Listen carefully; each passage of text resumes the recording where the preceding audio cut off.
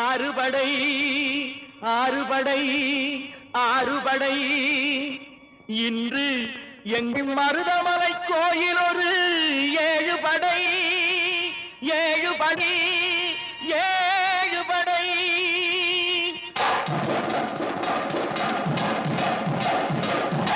மருதமலைக்கு நீங்க வந்து பாருங்க ஒரு தரம் மருதமலைக்கு நீங்க வந்து பாருங்க ஈசன் மகனோடு மனம் விட்டு பேசி பாருங்க மருதமலைக்கு நீங்க வந்து பாருங்க ஈசன் மகனோடு மனம் விட்டு பேசி பாருங்க தீராத வினைகள் எல்லாம் தீர்ந்து போகுங்க